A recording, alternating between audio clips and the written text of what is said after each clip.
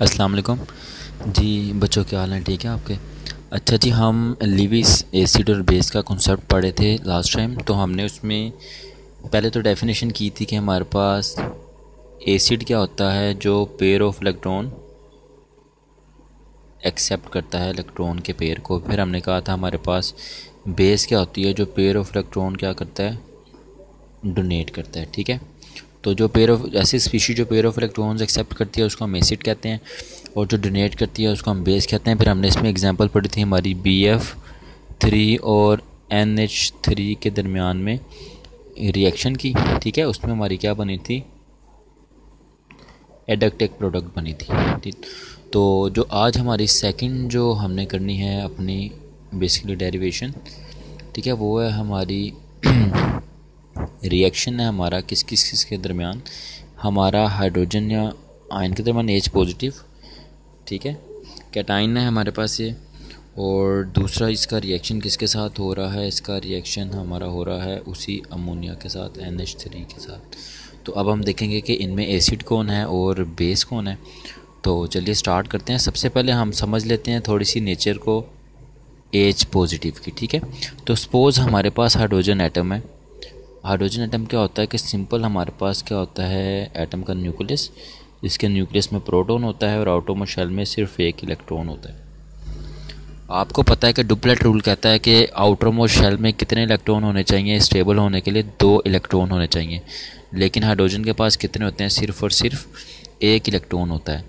अगर इसका ये एक इलेक्ट्रॉन भी हम निकाल दें, ठीक है, तो हमारे पास सिर्फ प्रोटॉन बचता है और ये बनता है H पॉजिटिव आयन, जिसे हम कैटाइन बोलते हैं। ठीक है, हाइड्रोजन आयन। तो अब देखो, अब जब इसका ये इलेक्ट्रॉन निकल गया, मैं इस इलेक्ट्रॉन को यहाँ से निकाल देता हूँ, तो पहले इसको एक इलेक्ट्रॉन चाहिए था अपने आप को स्टेबल करने का, अब वो भी चला गया। तो मतलब ये जो हमारे पास H पॉजिटिव है, इसके पास कितने इलेक्ट्रॉन की कमी है, 2 इलेक्ट्रॉन्स की इसके पास अब कमी हो गई है। ठीक है, यानी कि इसका पेयर ऑफ इलेक्ट्रॉन चाहिए ही चाहिए स्टेबल होने के लिए। तो अब हम रिएक्शन की तरफ जाते हैं। तो देखो बच्चे, मेरे पास क्या है, मेरे पास यहाँ पे है हाइड्रोजन H पॉजिटिव आयन, ठीक है, प्लस मेरे पास है NH3। इसको मैं इस तरह लिख दूंगा, इसका 1 इलेक्ट्रॉन, 2 इलेक्ट्रॉन, 3 इलेक्ट्रॉन, 4 और 5, और यहाँ पे और यहाँ पे आ गया H H एंड H। अब देखो होगा क्या कि मैंने आपको जिस तरह बताया था कि हाइड्रोजन के पास 2 इलेक्ट्रॉन्स की कमी है, तो ये नाइट्रोजन से 2 इलेक्ट्रॉन्स ले लेगा, यानी कि नाइट्रोजन अपने 2 इलेक्ट्रॉन इसको डोनेट करेगी। तो जो चीज़ डोनेट करती है, मैंने आपसे पहले कहा था वो क्या होती है, वो as a Lewis base act करती है। और जो चीज़ इलेक्ट्रॉन एक्सेप्ट करती है वो एज अ एसिड काम करती है। तो इसमें जो हाइड्रोजन है वो एज अ एसिड काम कर रही है, और NH3 जो है वो एज अ बेस काम कर रही है। ठीक है, तो अब देखते हैं इनका रिएक्शन में फर्दर कहाँ तक ये रिएक्शन जाएगा। अब देखो सिंपल क्या प्रोडक्ट बनेगी कि आपका NH3 था, अब बनेगा आपका ये इलेक्ट्रॉन इसके साथ शेयर हो गए, तो ये हाइड्रोजन थी। ठीक है, और ये इलेक्ट्रॉन इसने आपस में इसके साथ शेयर किए। हमारे पास क्या था, यहाँ पे 2 इलेक्ट्रॉन्स थे, किसके पास, नाइट्रोजन के पास, प्लस ये, और हमारे पास यहाँ पे थी हमारे पास हाइड्रोजन 1 2 3, यहाँ पे हाइड्रोजन, यहाँ पे हाइड्रोजन, यहाँ पे हाइड्रोजन, और देखो एक प्रोटॉन ऐड हुआ है। ठीक है, प्रोटॉन ऐड होने की वजह से क्या हो जाएगा कि इस ओवरऑल पे क्या आ जाएगा, प्लस चार्ज आ जाएगा। तो ये शो कर रहा है कि एक प्रोटॉन बढ़ गया। तो ये प्लस चार्ज इस वजह से लगाया क्योंकि इसमें एक प्रोटॉन का इजाफा हो गया है। हाइड्रोजन आयन बेसिकली प्रोटॉन को भी बोलते हैं, तो इसमें प्रोटॉन का इजाफा हो गया। अब देखो यहाँ पे अभी आपको कोऑर्डिनेट कोवलेंट बॉन्ड नज़र आएगा। ये जो है हमने कहा था कोऑर्डिनेट कोवलेंट बॉन्ड ऐसे बॉन्ड को कहते हैं कि जिसमें जो 2 शेयर करने वाली चीज़ें हैं, यानी कि 2 चीज़ों में से एक था ये लड़का और एक था ये लड़का, इन दोनों में से पैसे सिर्फ एक ने ही शेयर किए हैं। तो ऐसा बॉन्ड जो 2 एटम्स के दरमियान बनता है जिसमें शेयरिंग सिर्फ और सिर्फ एक ही एटम कर रहा होता है, उसे हम कहते हैं कोऑर्डिनेट कोवलेंट बॉन्ड। और इस तरह की जो प्रोडक्ट बनती है उसे हम कहते हैं एडक्ट प्रोडक्ट कहते हैं। ठीक है, तो आपकी ये जो इस वक्त प्रोडक्ट बन रही है इसे हम क्या कहेंगे, हमारे पास ये एडक्ट है।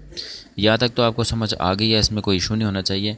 तो अगर अब आपसे कोई पूछे, अब आपने एक पॉइंट याद रखना है कि लिविस एसिड्स और लिविस बेसिस आपके पास क्या होंगी, तो आपके जो कैटाइन्स होंगे आप खुद ही अंदाज़ा लगाओ वो कैसे काम करेंगे। आपके जो कैटाइन्स हैं वो एज अ लिविस एसिड काम करेंगे। ठीक है, क्योंकि वो इलेक्ट्रॉन्स को एक्सेप्ट करते हैं। तो आपके जो कैटाइंस हैं वो काम करेंगे एज अ लिविस एसिड, और जो आपके एनाइंस हैं वो एज अ लिविस बेस काम करेंगे। जो कैटाइंस हैं आपके वो एज अ लिविस एसिड काम करेंगे, और जो आपके एनाइंस हैं वो एज अ लिविस बेस काम करेंगे। ठीक है, कैटाइंस की सिंपल अगर हम एग्जांपल लें तो एच पॉजिटिव था, Ag पॉजिटिव आ जाता है हमारे पास, ठीक है, सिल्वर वगैरह। और इस तरह एनाइंस की अगर हम बात करें तो साइनाइड, ठीक है, Cn negative, chlorides Cl negative, hydroxyl आइन OH नेगेटिव। तो ये सारे के सारे आइन एज आ बेस काम कर रहे हैं, क्योंकि इनके पास इलेक्ट्रॉन एक्स्ट्रा हैं, ज़्यादा हैं, तो लोन पेयर बड़े हुए हैं, तो ये इलेक्ट्रॉन को डोनेट करने की एबिलिटी रखते हैं।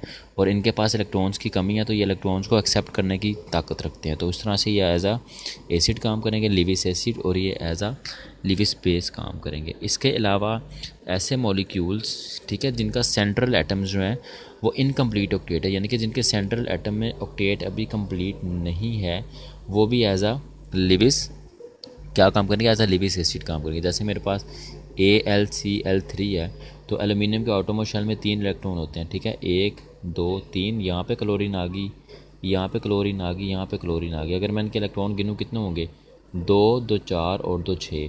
तो एल्यूमिनियम के कितने टोटल इलेक्ट्रॉन हुए हैं, 6। अभी भी इसको कितने इलेक्ट्रॉन चाहिए हैं, 2।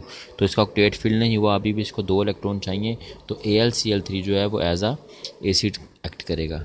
ठीक है, ऐसे मॉलिक्यूल जिनमें सेंट्रल एटम जो अभी कम्प्लीटली फिल नहीं होता। इस तरह एक एग्जांपल हमने BF3 की सबसे पहले समझी थी, तो उसमें बोरॉन के 6 होते हैं, उसको अभी भी 2 चाहिए होते हैं। तो अभी बोरॉन भी एबिलिटी रखता है मज़ीद इलेक्ट्रॉन्स को एक्सेप्ट करने की, इसलिए वो भी एज आ जो हमारे पास मॉलिक्यूल है BF3 का, वो भी एज आ एसिड काम कर सकता है। ठीक है, तो ये इतना ही था आज के लिए। हम आज का हमारे पास, अगर इनमें कोई आप लोगों का कोई क्वेश्चन, कोई इशू हो तो आप लोग मुझे बता सकते हो। और बाकी आपकी बुक में एक और चीज़ मेंशन की हुई है, न्यूट्रल स्पीशीज़। ठीक है, न्यूट्रल स्पीशीज़ का क्या कहा हुआ है कि न्यूट्रल स्पीशीज़ जिनके पास एटलीस्ट 1 लोन पेयर होता है ना, वो भी क्या करती हैं, वो एज अ लिविस बेस काम कर सकती हैं। जैसे अगर मैं एग्जांपल दूं आपको, तो हमारे पास जो थी एक न्यूट्रल स्पीशी NH3 थी, इसके पास 2 इलेक्ट्रॉन थे, ये डोनेट कर सकती है। ठीक है, इस तरह मेरे पास जो है दूसरा आ जाता है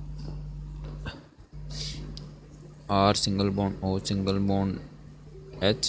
ठीक है, तो ये देखो, ये इसमें भी आपको 2 इलेक्ट्रॉन के लोन पेयर नज़र आ रहे हैं, तो ये भी अपने इलेक्ट्रॉन्स को डोनेट करने की एबिलिटी रखता है। ठीक है, इसके बाद RNH2, इसमें भी आपको 2 इलेक्ट्रॉन नज़र आ रहे हैं, तो ये भी क्या करता है कि ये भी अपने इलेक्ट्रॉन्स को डोनेट करने की एबिलिटी रखता है, क्योंकि इनके पास क्या है, फ्री इलेक्ट्रॉन्स। अगर आप इसको देखो, अमोनिया को देखो, इसमें भी आपको 2 इलेक्ट्रॉन नज़र आ रहे हैं जो वो डोनेट कर सकते हैं, लोन पेयर पड़ा हुआ है। इसके बाद अगर आप अमाइंस को देखो, ठीक है, इसमें भी आपको अमाइंस में भी आपको 2 इलेक्ट्रॉन जो है वो फ्री नज़र आ रहे हैं। ठीक है, लोन पेयर नज़र आ रहा है, तो ये भी इलेक्ट्रॉन को डोनेट करने की एबिलिटी रखता है।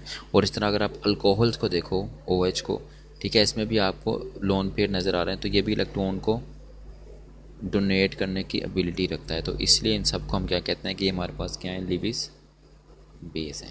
ठीक है जी, तो ये आपका लिविस एसिड बेस का कॉन्सेप्ट तकरीबन कंप्लीट है। कोई क्वेश्चन वगैरह हो तो आप लोग पूछ सकते हो।